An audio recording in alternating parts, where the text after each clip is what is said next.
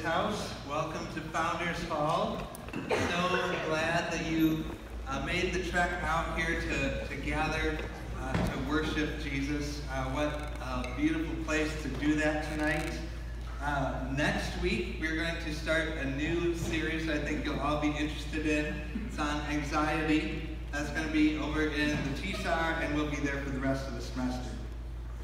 For tonight's message, I had this idea in my back pocket for a while, and I thought this would be a fun place to use that. It's called A Selfish King, an Evil Queen, and a Short-Sighted Priest. Sounds like the setup for a joke, right? So there's a selfish king, an evil queen, and a short-sighted priest. The short-sighted priest walks into a bar. The other two duck. All right. Maybe the story of selfish king and evil queen and the short-sighted priest sounds like a fairy tale. I mean, evil queen has Disney written all over it, right? Can you even imagine a evil queen without picturing a Disney character in your mind?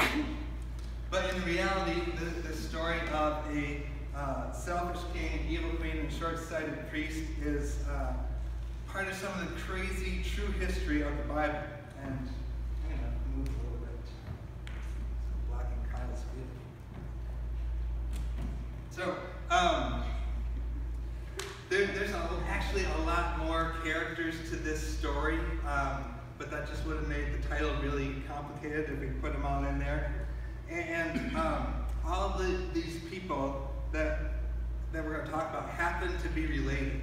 So we're going to put together a little family tree map to help us keep track of all the characters in the stories because they've got weird names. So this all comes from 2 Chronicles, chapters 21 through 24. And it's also mentioned in 2 Kings 8 through 12, but 2 Chronicles gives more of the details of this story. So first of all, we need to know that there were two kingdoms that the Old Testament Jews had divided into. There were two nations. And even if you have no church background, you've probably heard of King David before or his encounter with the giant named Goliath. King David's son was Solomon. He was the wisest man who ever lived. He was ridiculously wealthy. And King Solomon's son, Rehoboam, sucked as a king. And their civil war and the country divided into under Rehoboam's rule. So now we've got the southern kingdom of Judah, and we've got the northern kingdom of Israel, and so there's two kingdoms now. And the kingdom of Judah remained true to following kings who were descendants of David, and the kingdom of Israel, basically whoever assassinated the previous king got to be king. After the country split, the kingdom of Israel never had, the northern kingdom never had a God-honoring king again. Like, imagine how that must have broken God's heart to have that happen. The kingdom of Judah went back and forth between good kings and evil kings. So to start off this story, we had King Jehoshaphat of Judah. He was a good king, and King Ahab of Israel, who was the most evil king Israel ever had. And our retreat speaker mentioned Ahab on Saturday morning. He was the king who got ticked off at the prophet Elijah for prophesying a 3.5-year drought. He was also king during Elijah's showdown with the 850 false prophets, and where God showed up big time with fire from the sky. And Ahab's wife Jezebel was the queen who put the price on Elijah's head right after this, and caused Elijah to run away and go hide in a dark cave. So it was this ridiculously evil couple that brought up a daughter named Athaliah. Weird names. Then both King Ahab and King Jehoram, or King Jehoshaphat, had sons they both named their sons Jehoram, or Joram for short, which that's not confusing at all, to have neighboring kingdoms with the kings of the same name. Unfortunately, King Jehoram of Judah followed the evil ways of Ahab rather than the good ways of his father, because he married Ahab's wicked daughter Athaliah. So, Jehoram and Athaliah had a son named Ahaziah and a daughter named Jehoshabeah, or Jehosheba for short. You know your name's too long if the shortened nickname is still 4 syllables. So Jehosheba married a godly man named Jehoiada, who was a priest for the temple of God in Jerusalem. You see why we're mapping this out? You can keep track of who these people are. Ahaziah's youngest son was named Jehoash, or Joash for short. And finally, Jehosheba and Jehoiada had a son named Zechariah. So there's the family tree we're looking at, so we can keep track of who the people are in this story. But we're going to focus in on a few main characters. There is Jehoram of Judah. There was his wife Athaliah, and Jehoiada the priest. Go ahead and hit the next button. Highlight those. And then our application will have a lot to do with Joash down the bottom as well. So here's our story. When good King Jehoshaphat died, the first thing Jehoram did as king was to kill all his brothers. That way there was no threat to his kingship. So how could the son of a good king do that to his brothers? Well, he married into the most wicked family ever, so not a brilliant move there. 1 Corinthians 15:33 says, "Do not be deceived. Bad company ruins good morals." Because of their influence on him, Jehoram set up places for idol worship all throughout Judah. And the prophet Elijah sent him a letter. Normally Elijah will go and confront the king face to face. He didn't even bother wasting his time with this king. He sent him a letter.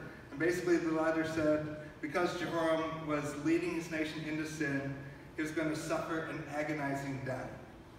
And we're going to read about that. 2 Chronicles 21, verses 18 through 20. It says, "After all this, the Lord struck him in his bowels with an incurable disease. In the course of time, at the end of 2 years, his bowels came out because of the disease, and he died in great agony. His people made no fire in his honor, like the fires made for his fathers. He was 32 years old when he began to reign. He reigned 8 years in Jerusalem, and he departed with no one's regret. They buried him in the city of David, but not in the tombs of the kings." Dang, this guy was evil, obviously. He murdered his brothers.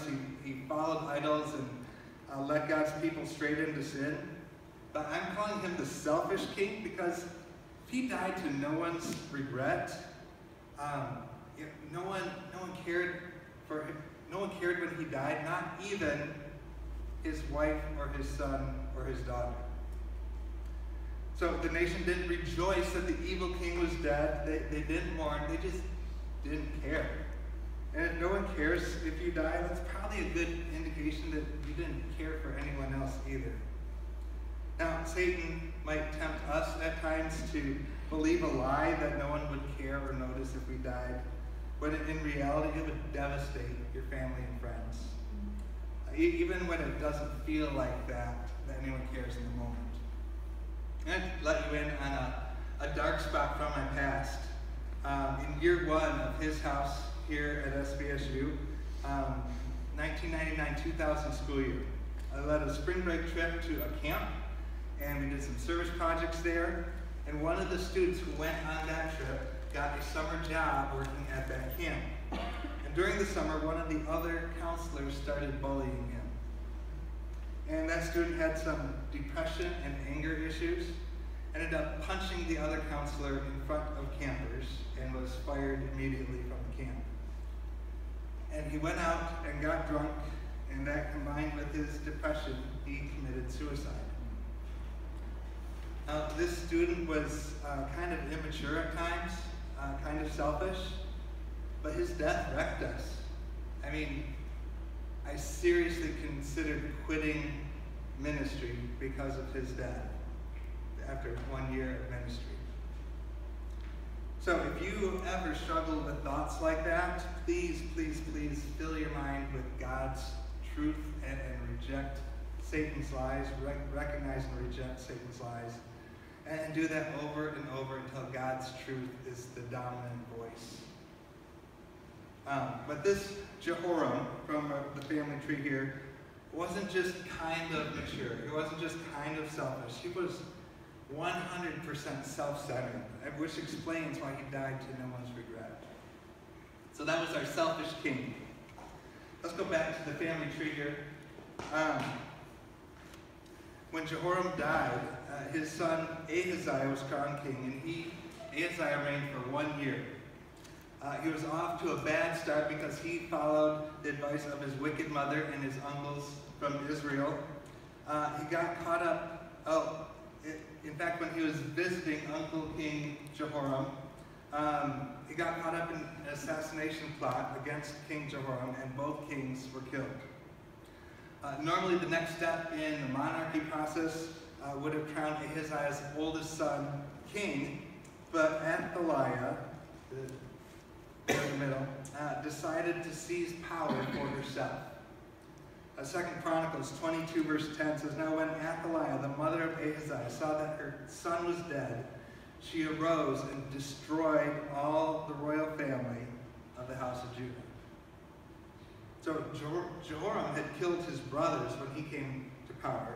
Athaliah murdered her own grandsons, anyone who might have made a claim for the throne.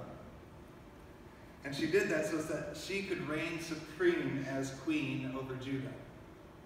So Athaliah, daughter of the most evil king and queen in the history of Israel, is the evil queen of Judah in our narrative. Back to the family tree. Unbeknownst to the queen, while she was seizing power, Princess Jehosheba grabbed her youngest nephew, baby Joash, and hid him in the room while the rest of Joash's brothers were being murdered by their grandmother. So Jehosheba somehow turned out to be a godly woman, despite her family of origin. Just like Jehoram of Judah somehow turned out selfish and evil despite his family of origin, and Athaliah turned out exactly the way we would have expected. So Jehoiada, the priest, which was Jehoshaba's husband, hides his nephew in the temple. He swears all the temple workers to secrecy, while the evil queen mother was reigning, and that was the case for several years. Then, when Joash was 7 years old, Jehoiada made a covenant with all the military commanders, with all the clan leaders from around Judah. He set a plan in motion with bodyguards and ceremony and the whole shebang to crown Joash king without the queen knowing. So they crowned Joash. There's a big celebration. When Athaliah heard the commotion and realized what was going on, she shouted treason. But by this time, everybody was on Jehoiada's side, and he ordered the soldiers to kill her, which they gladly did. 2 Chronicles 23, verse 21. So all the people of the land rejoiced, and the city was quiet after Athaliah had been put to death with the sword. When this evil queen was executed, everyone rejoiced. Hooray, the evil queen is gone. And they breathed a sigh of relief. And the city was quiet. This was unlike Jehoram when he died and everyone was like, meh. 2 Chronicles, continuing, chapter 24, verses 1 and 2. Joash was 7 years old when he began to reign. He reigned 40 years in Jerusalem. His mother's name was Zibiah of Beersheba. And Joash did what was right in the eyes of the Lord. There's more to that verse. Joash did what was right in the eyes of the Lord all the days of Jehoiada the priest. Under Joash's reign and Jehoiada's influence, the temple of the false god Baal was torn down and the priest of Baal was put to death. They looked back into God's word and reestablished proper worship in the temple. They had guards and set up worship leaders, and they had priests offer the sacrifices properly. They were doing things right. Jehoiada was a good influencer and advisor to the king. When he was older, King Joash even ordered for the temple of God to be renovated because it had fallen into disrepair. And Joash seems to be a really good king all the days of Jehoiada the priest. But then Jehoiada got old and died. The people honored him by burying him among the tombs of the kings. What would good King Joash, raised by his good aunt and uncle, do? 2 Chronicles 24, verses 17 and 18. Now after the death of Jehoiada, the princes of Judah came and paid homage to the king. So that means his sons came and flattered him. Then the king listened to them, and they abandoned the house of the Lord, the God of their fathers, and served the Asherah and the idols. I don't know how that happened. All countries seem to be happily following the Lord at this point. So the princes must have kept connections with their evil cousins in the other kingdom. And wrath came upon Judah and Jerusalem for this guilt of theirs. Skipping to verses 20 through 22. The Spirit of God clothed Zechariah, the son of Jehoiada the priest. He stood above the people and said to them, "Thus says God, why do you break the commandments of the Lord so you cannot prosper? Because you have forsaken the Lord, he has forsaken you." But they conspired against him, and by command of the king, they stoned him with stones in the court of the house of the Lord. Thus Joash the king did not remember the kindness of Jehoiada, Zechariah's father, had shown him, but killed his son. So when Zechariah confronts the king had him executed. Let's look back at our family tree one more time. Zechariah was Joash's first cousin. Not only that, but since Jehoshaphat and Jehoiada raised Joash from infancy, Zechariah would have been his adopted brother. So Joash was not a good king. He had no real identity or convictions of his own. He spent his life doing whatever the loudest voices told him to do. So King Joash could have been the fourth character in our title if we wanted it to be that long. He would have been the wishy-washy king, but that wouldn't have flowed very well. So to wrap up the narrative, because Joash turning evil, God sent an enemy army against Judah, and they wounded the king in battle. He goes back to the palace to recover, and Joash's own servants finished him off because of his treachery against Zechariah. And they did not bury him among the tombs of the kings. So, to wrap up our title here, why was Jehoiada our short-sighted priest? I mean, he was a good leader, but honestly, he wasn't a great leader. Because he couldn't see past one generation of leadership. He was actually more of a manager than an actual leader. As Jehoiada trained Joash, he didn't think about future generations, just the one right in front of him. He gave Joash tasks and instructions which were good, but he didn't teach the king how to think. He didn't teach the king what to believe. He didn't teach the king to have a direction for his life and his leadership. He didn't disciple him to keep the leadership and discipleship moving forward. Jehoiada was a one-generation leader, a one-hit wonder. When he died, everything fell apart. So Jehoiada was our short-sighted priest. So why are we talking about this story tonight? It's kind of fun, fairy tale-like, crazy things going on, but it's true history. But how does it apply to us? God included it in his word so that we could learn from their examples. To be honest, the Old Testament is full of bad examples that we can learn from. So really, tonight's narrative is about habits and legacy. Habits and legacy, what are you talking about, Troy? All four of our main characters have two things in common. Number one, none of them unexpectedly veered off the path they put themselves on. None of them unexpectedly veered off the path they put themselves on. Really, this is about habits. And we have this one in common with them. We don't accidentally turn into a different person than the one we've cultivated through years of thoughts and habits. Galatians 6:7 says, "Do not be deceived. God is not mocked, for whatever one sows, that he will also reap." To die with no one's regret, King Jehoram had to make daily deposits into his selfishness account over his entire life. Maybe he didn't plan for things to turn out the way he did, but he took no steps for them to turn out any differently. King Joash didn't suddenly turn to the dark side. He didn't even see the sides. He just did what he'd always done. He followed the loudest voices. He never learned to think for himself and ask why. Queen Athaliah grew up in an evil household, convinced others to join her in her evil, and she loved it, so she didn't veer off her path. And she loved it up until her grandson was crowned king and she was executed. And Jehoiada invested his life in following God, doing good. He didn't succumb to his evil mother-in-law's influence, as he kept investing his thoughts and habits in following God. We reap what we sow. We reap what we sow. The same is true for us. I mean, have we been investing in habits of getting God's word in us? Have we been investing in habits of watching episodes and movies that only have a little raunchiness?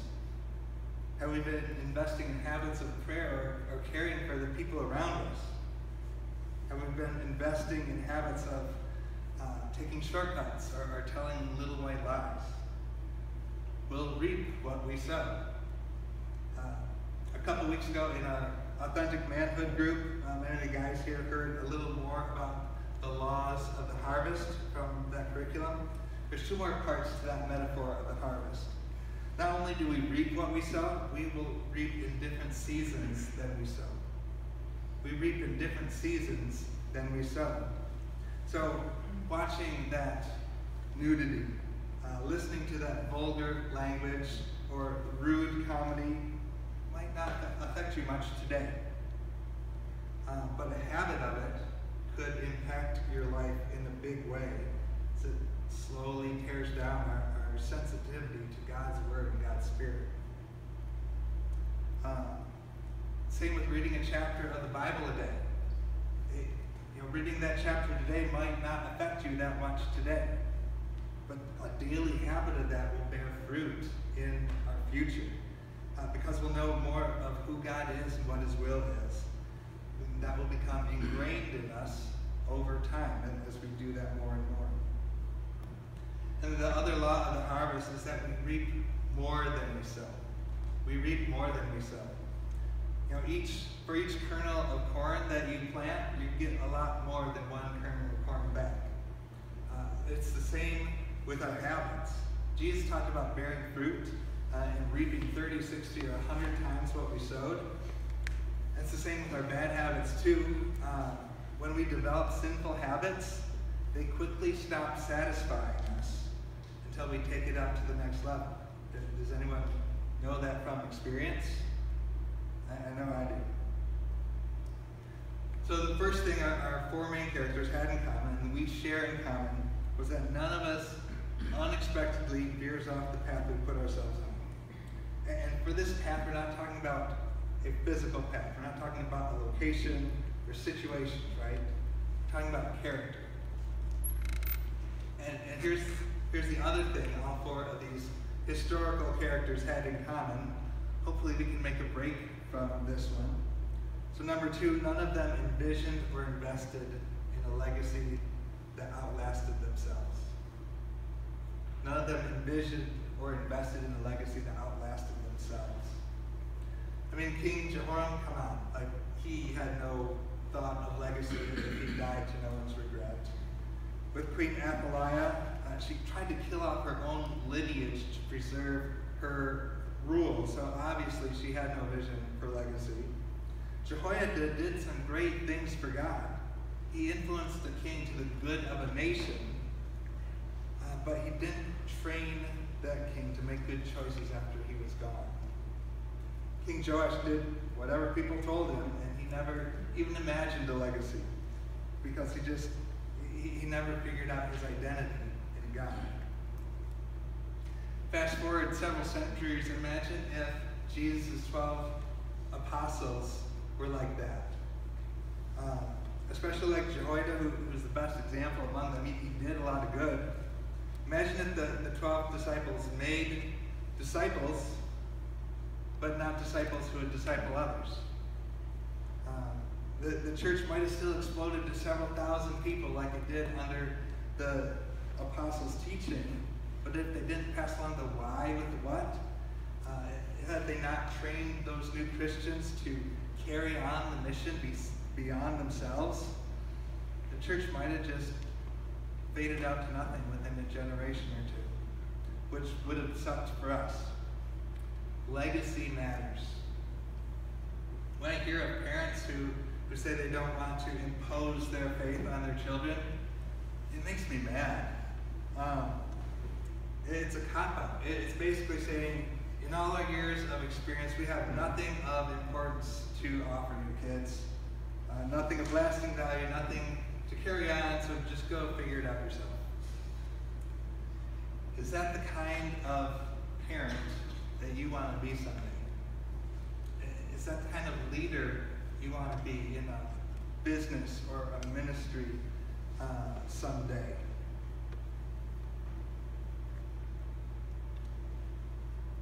You know, I'll make it good for me, but I have no vision that goes beyond myself worth sharing with anyone. But here's the good news. Even if I've never considered the thought of having a legacy before today, I can change that. Does that mean, I gotta have this legacy, the pressure, I have to come up with this grand vision to start a Fortune 500 company, to start a nonprofit, to have this wildly successful ministry, or change the world? No, you don't have that pressure to plan all that out. We can just join Jesus' mission and vision and purpose for us. He already has it laid out for us. We can choose to be part of something bigger than ourselves, not just something. We can be part of the thing that's the most important, that matters the most of everything in the universe. Growing and deepening the kingdom of God. And you can do that as ministry staff, but you could do that as a nurse, a teacher, a computer tech, a business person. It's about having a goal and direction for something bigger than our own comfort and security. And it's not about the whole plan laid out, it's about the direction. Now, let's take a look back at the idea from step one. None of us unexpectedly veers off the path we put ourselves on.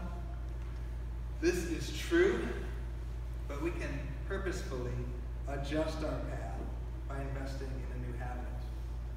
We can purposefully shift our path by investing in a new habit. Now, if my daily habits are kind of haphazard, that is going to take me somewhere. But if it's haphazard, it's probably not where I'm going to want to be when I reach that season of reaping that harvest. But I can invest in habits that will move me in the right direction. It doesn't have to be all the habits all at once. Start with one and go from there. For the goal we work toward, this is important. For the goal we work toward, I'm not talking about knowing exactly what you're going to do. What you're going to do or where you're going to go is inconsequential compared to who you're going to be. That's what we're talking about. Character. So for our application tonight, the first part is reflect on what kind of legacy you want to have. Reflect on what kind of legacy you want to have. It doesn't have to be a grand vision. It can be, I want to be a good parent. I want to be a good leader in my church. I want to be an influencer at my job. Are you going to settle on a legacy similar to any of our 4 examples from tonight? Do you want to be part of something better? May I suggest that it has something to do with being part of a movement of God. The second part of our application is start a habit that will take you one step start a habit that will take you one step closer to your goal. It's not complicated. Look up past the here and now. Take one step towards shaping your future. And when you master that habit, then you can think about the next habit. Even if you only started one of these habits once per year, and you can handle that, right? You can start a habit this year. If you start one habit every year, by the time you're my age, that would be pretty life-changing of focusing the direction of your life. You'd have a lot of influence. So look up and take a step. Let me pray. God, thank you for tonight. God, I thank you for the history, the crazy history you record for us in the Bible, and that we can learn from those examples. God, I pray that you help us see past what's immediately in front of us. God, help us want something better than just haphazard habits, God, what those will lead to. God, I pray you give us the courage to actually reflect on that and start a direction. And if we have that direction already, God, help us pinpoint what that step is, what one habit we can start that will move us in that direction, one step in that direction. And God, I pray that you give fruit and success in doing that, and you'll encourage us to do it again and take the next step. God, we thank you so much. We pray this in Jesus' name. Amen.